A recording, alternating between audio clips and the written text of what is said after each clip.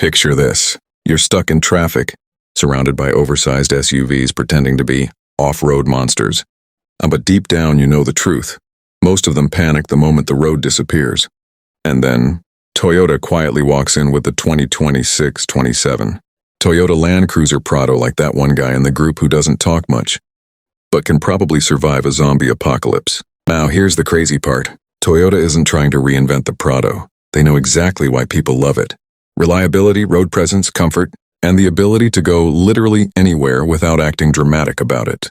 But the big question is, can this new Prado actually justify what will probably be a pretty serious price tag? Or is Toyota just selling nostalgia with LED lights?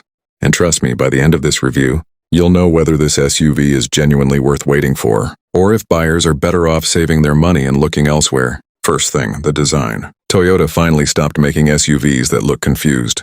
The new Prado looks bold, boxy, clean, and honestly, it finally has personality again. You look at it and instantly know this thing means business.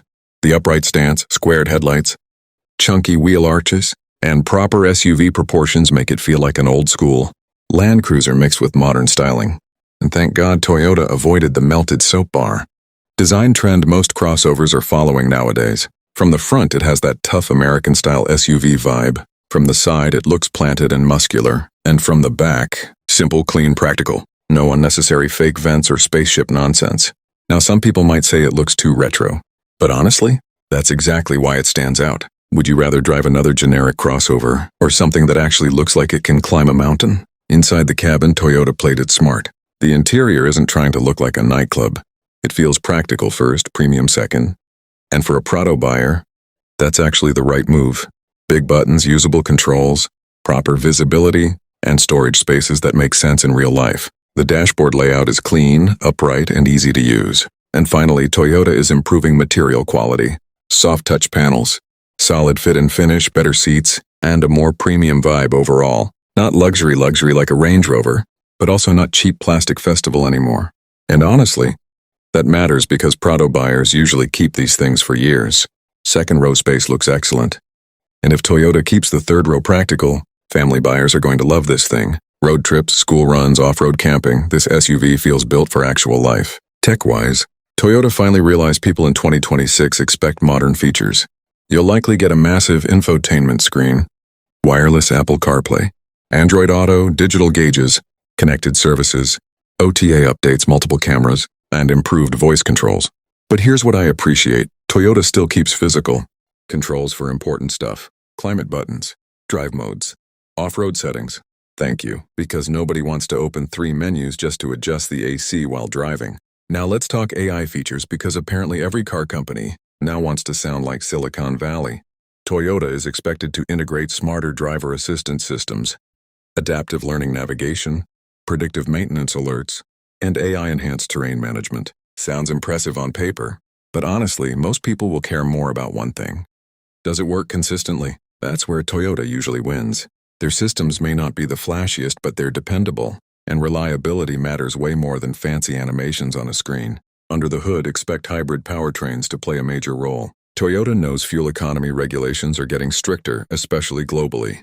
So don't be surprised if the Prado focuses more on torque, efficiency, and smooth delivery instead of crazy horsepower numbers.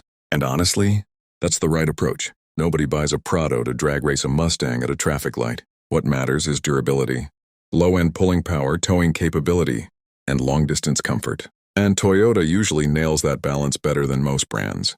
Driving feel is where things get interesting. The older Prado sometimes felt heavy and outdated on road. Comfortable? Yes. Sporty? Absolutely not. This new generation is expected to improve handling, steering response, ride comfort, and highway stability significantly. It'll probably still lean toward comfort rather than aggressive driving, but honestly, that suits the Prado identity perfectly. You want confidence, not fake sport mode drama. Off-road capability should remain one of its strongest weapons. Proper 4WD systems, terrain modes, crawl control, locking differentials. The Prado still wants to be a real SUV, not just an Instagram accessory. Safety is another area Toyota takes seriously. Expect advanced adaptive cruise control, lane assist, blind spot monitoring, emergency braking, improved camera systems, and stronger structural rigidity overall. And for family buyers, that's a huge deal. Because let's be real, people buying a Prado aren't usually buying one car. They're buying peace of mind for the next 10 years. Now, market positioning? This is where Toyota has to be careful. The Prado will compete against vehicles like the Ford Everest, Jeep Grand Cherokee, and even some luxury SUVs entering similar price ranges. But Toyota's biggest advantage is reputation. People trust Land Cruisers, especially in regions where reliability actually matters more than badge flexing. Still, Toyota cannot overprice this thing. If the pricing becomes ridiculous, buyers may start looking at alternatives, offering more luxury and tech for the same money. Expected launch timing could be around late 2026 into early 2027 depending on the market, with expected pricing likely starting somewhere around $58,000 to $75,000.